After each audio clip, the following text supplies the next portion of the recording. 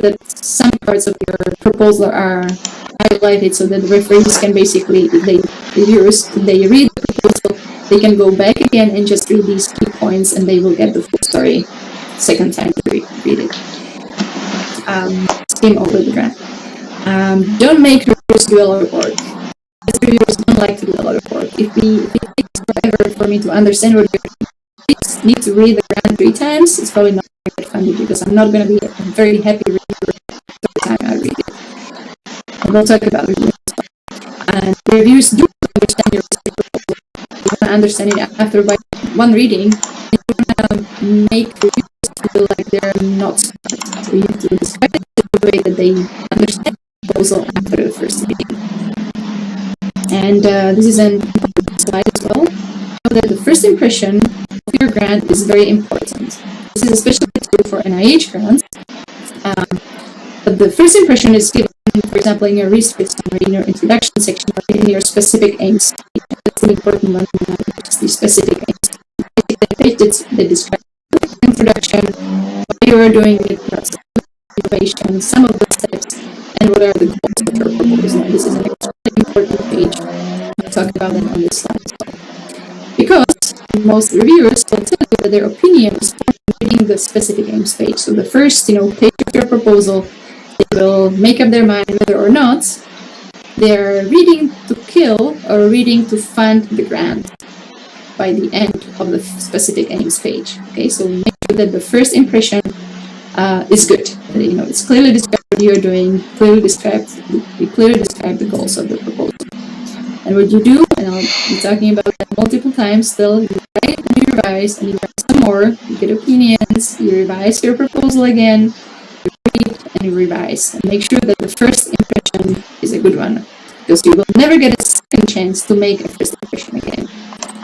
Make sure that the first impression is good. Your plans might be. What are the key elements of the first impression? You need to convince the reviewer that there is a real problem. It's either catastrophic or impacts a lot of people. So, for example, solving a transient grade 1 toxicity in 2% of the population isn't very impactful. Might be good for a small grant, but if you're looking for $1 million, it's just not gonna be above the threshold of importance. You have to state facts with numbers and with references. If you're saying something that I cannot look up as the reviewer, I'm just not going to believe you. So if facts are stated without any citations, I'll be very hesitant to actually believe them if I don't know that information right away. So you need to demonstrate that some work in that area has already been done, but there are some limitations. If the work is yours, that's great. It works out really well because you already have expertise in that area and you can show that by publications typically. But if it's not yours, you have to be very careful how you frame the limitations, because the people that will be reviewing your grant might actually be the people whose work you're referring to. So there's a clear line between disparaging others' work and indicating the limitations. So some of the examples of limitations is there limitations in the translation of the research, is there limitations in the adoption of research, or has the past research been only demonstrated in simpler scenarios and they're, for example, not clinically relevant and will be applying the same ideas and perhaps improving them in a clinical scenario, in a more complex case. Okay, so you also need to convince the reviewer that you're the best person to do this work. So you have to talk about your preliminary work. If you haven't done any preliminary work on this particular project, it's not very good, but you should at least talk about your work that you have done on some related research. You need to show them what is unique about your team, or what is unique about your institution. Let's talk about this. So this is unique about your team. What is unique about your institution? For example, you might be the first institution that has that particular piece of equipment and you're trying to run a clinical trial on this piece of equipment that nobody else in the world has. This is very unique about your institution. You will be more likely to get funded because of that. You want to highlight a number of factors that make you perfect for this work, or that makes how your work is innovative, for example. So very specific things why you are the best person to conduct this work. To provide long-term goals and a hypothesis, will always be the case. And you should also summarize why the reviewer should be excited about the potential for your research to be successfully completed. You want to make sure that basically the reviewer is on your side when they read your proposal and they actually fight for the proposal when the time comes. This is very important. You have to talk about proposal significance. So what are the 5 key things that makes this work significant? So you can put that, it doesn't have to be 5 things, but it's good when it's 5 things, again, depending on the size of the grant. Make sure that you can with repeating the same information. One thing that I really dislike, if you have different components of the grant and you're repeating entire paragraphs, reviewers really don't want to see that. And it's definitely decreases the score when I review. Bullets and pictures are great for really anything. You want to be straightforward, be readable, be factual. Again, if it's a nice story, it's always a plus. You need to focus on the important pieces of significance. You have to logically walk the reviewer through the pieces of the puzzle so that by the end they think, why isn't somebody doing this already? Very important, again, that you get the reviewer excited about your work. With the NIH, you have to submit a proposal for research innovation. It might not be necessary to describe for the granting agency, but it's a good idea to include what's innovative about this.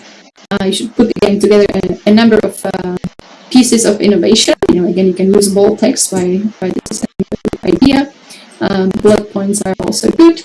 And one thing that I thought was kind of interesting that Christy put in here is that this is a great place to have key sentences that the reviewer can copy and paste. We'll talk about this when we talk about how to review grants, but basically we have to summarize a grant when we are reviewing it, and we're basically told to absolutely not copy and paste text from the grant proposals, but apparently this is a welcome idea at the NIH, which is interesting, and I completely agree with that. And you definitely don't want to be wasting space ever in your proposal by stating statements that really mean nothing, such as this research is highly innovative. That really tells me nothing, right? You have to give me the proofs, the points why this research is innovative. Don't tell me that it's innovative. I'll make my opinion about that once you give me the proof that is indeed innovative. Okay, so how about approach and methodology? So you want to show, how great this an idea is, but you also need to tell people what are you going to do and how exactly are you going to do things to achieve the goals of your proposal. So this you do in the approach or methodology or materials and method sections that you would call for writing a paper. So message from Christy is here that think of your aim as a recipe for a graduate student to follow. So you take this data, do this process, make this measurement, do this analysis, etc. Unfortunately, grant proposals are not, as many pages as a PhD thesis, for example. So you have to be quite concise, and you have to basically choose what exactly you'll be putting in your proposal. How detailed can you be, or how detailed should you be? And basically, it's a tricky balance here because you have to put enough information for the expert reviewers, somebody who does exactly the same thing, understands every single little detail of your proposal. It has to be enough detailed so that these people trust you, even the experts trust you, but it also shouldn't be too detailed so that people who are not experts in your area of research will get completely lost. So there's a fine line between these two aspects of describing approach and methodology. If you have preliminary data, absolutely incorporate them. There's always fine line between, having enough or too much preliminary data. You might be asking for money for something that you have. That should not be the case. You have to consider statistical analysis as well, making sure that your sample is large enough to be able to draw conclusions. One thing that's good to do, and it's required at the NIH, it's not required in Canada, are potential pitfalls and alternative approaches. If you have 3 different goals of your proposal, but goal 2 and 3 depend on successful completion of goal 1, which might actually not be successfully completed, you need to provide alternative approaches to make sure that, the reviewer understands that if you stop at aim number 1 or goal number 1, that you will be able to complete the research with some alternative approaches and ways to go around your failure at aim 1. You should also mention expected outcomes. If you can use a graphical abstract, this is not quite graphical abstract, this is a figure from my proposal. I was basically showing the pieces of puzzle that we need to get put together in order to translate flash radiation therapy into the clinic.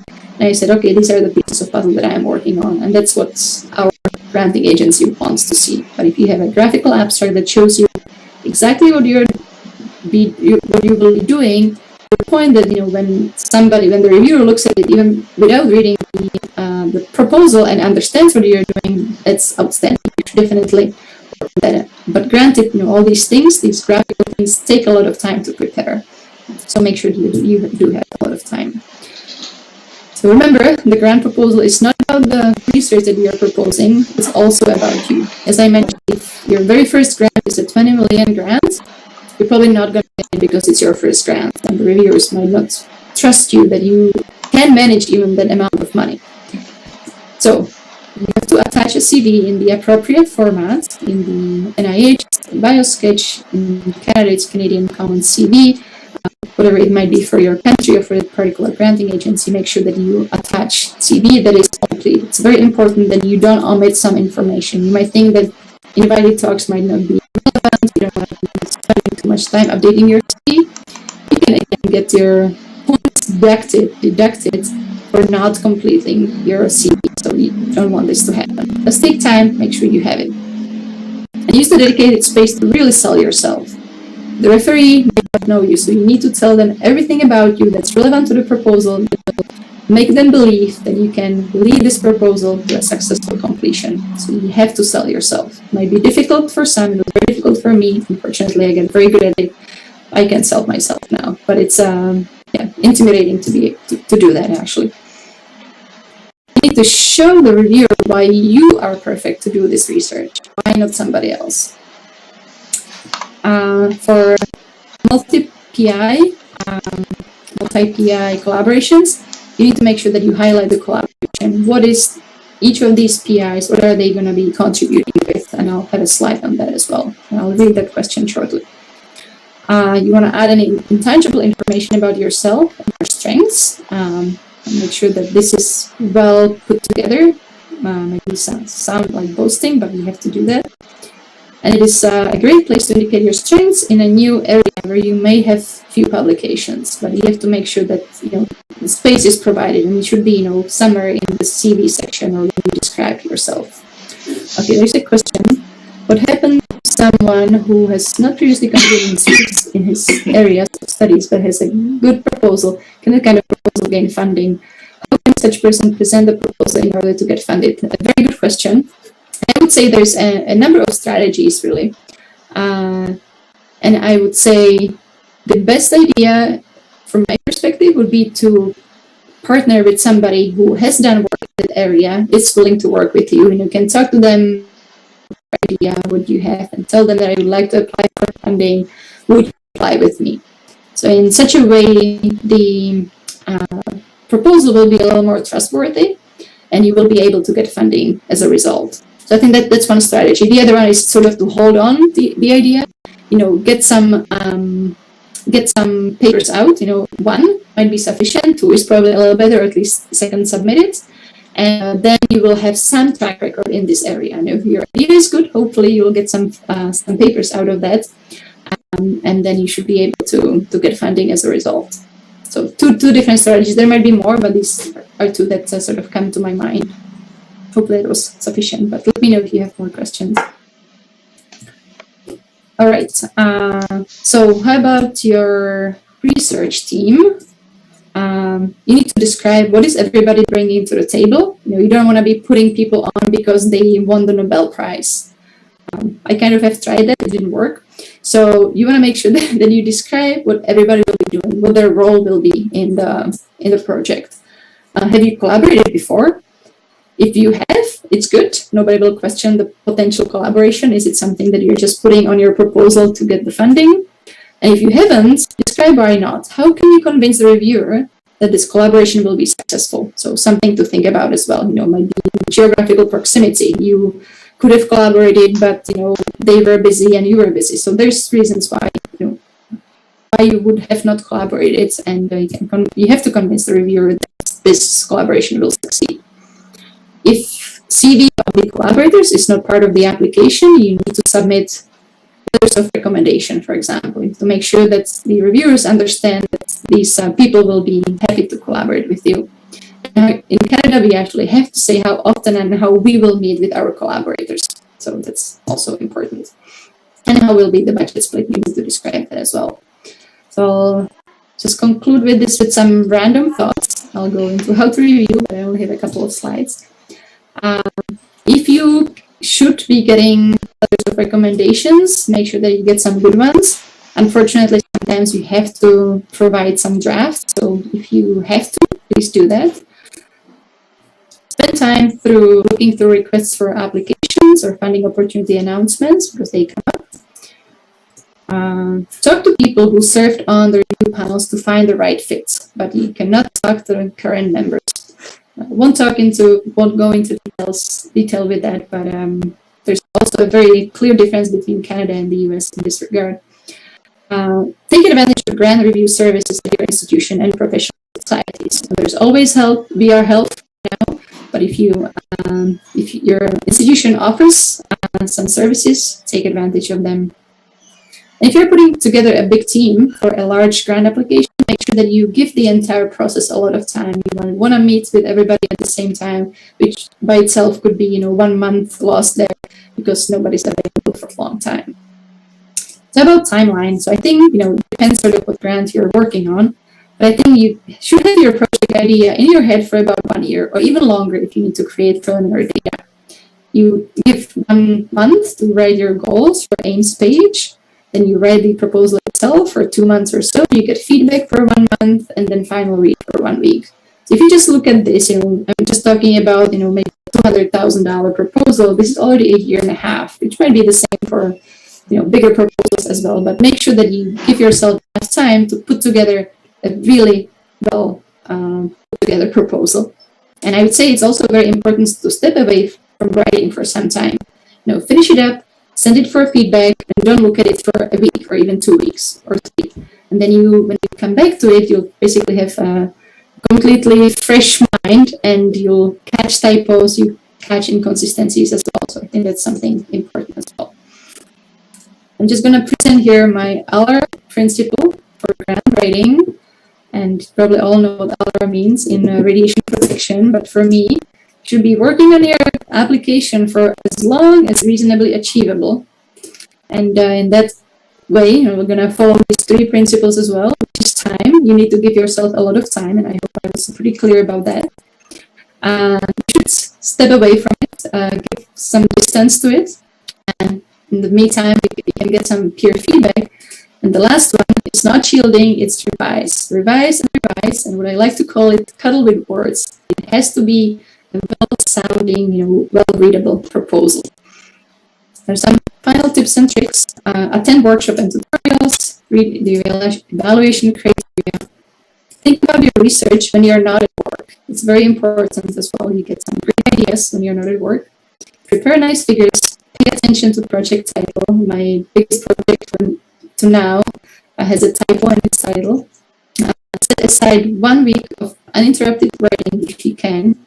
Get feedback from peers who are familiar with the granting agency, also very important, and be consistent across all documents. Don't say one thing in one document, another thing in another document. And again, give writing a lot of time. So I do have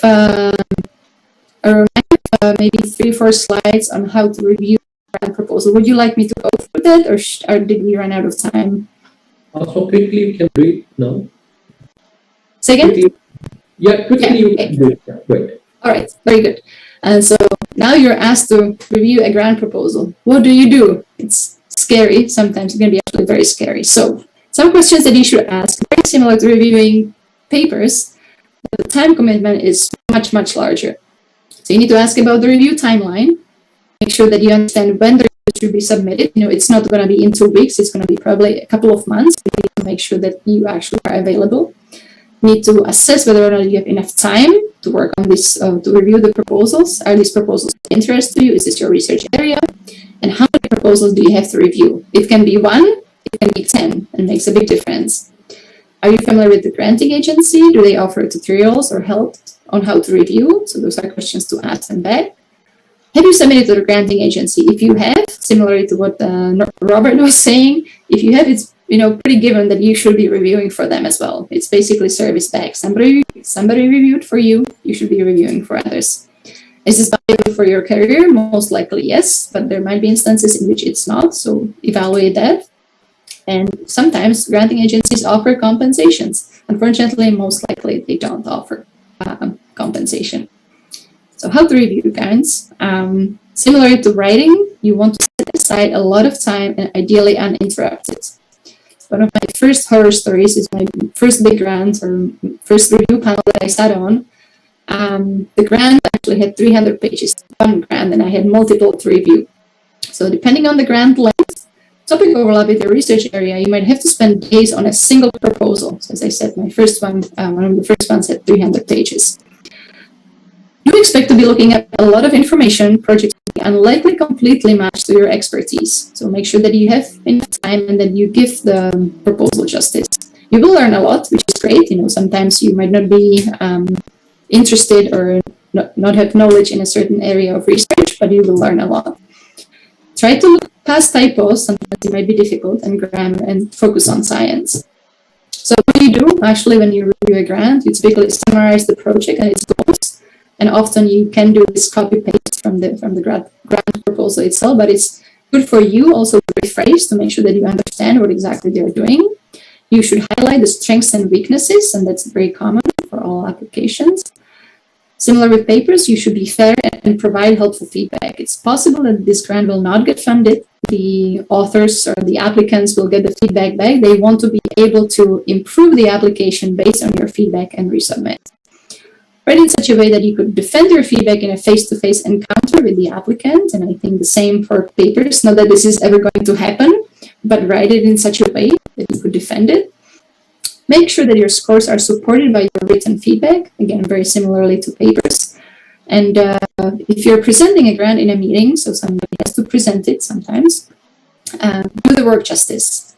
And sometimes you actually have to fight for your proposal. And other people might not have been fond of it, but you do think this is a really good proposal, you might have to fund it and defend it. So I think this is my last slide. So some final words of wisdom. Be persistent in grant writing. It's very important. Remember that similar with papers, most grants actually do not get funded. So don't give up when your proposal gets rejected in the first submission. It's very common that that happens. Other reviewers' feedback to the best of your ability and be polite in your responses. Again, similar to papers, revise and make sure that the second submission is the best submission that you can put together. Also review grants if you can. It's a great learning opportunity. But even with all this, do know that luck is unfortunately important in grant review, perhaps even more so than it is with paper review. This is just a tweet from Andreas de Block, who was looking up, what happens with the review process. If we should even have grant review process, if we should even be applying for grants, because we spend a lot of time and a lot of money applying and reviewing grants. And one of the conclusions from the Australian Medical Research Funding Agency, NHMRC, was that 59% of the awarded projects would not have been awarded if they had been evaluated by other available reviewers. So this is a pretty startling conclusion here. So you might have to get lucky with reviewers as well. And with that, I would like to wish you good luck with writing grant applications and receiving grants as well. I'd like to acknowledge some people that have helped me with my last big grant, and that would be people from outside of my institution. So make sure that you reach to outside of your institution, people at my university, which were researchers as well as grants officers, and as well as my husband, whom I asked to review my paper just to make sure that it's understandable, or my proposal, so that he understands it as well. And I felt better about when he said he did, and look for typos, of course. And with this, I would like to thank you for your attention, and I will be happy to take any questions you might have. Thank you, Magdalena, for the excellent talk on how to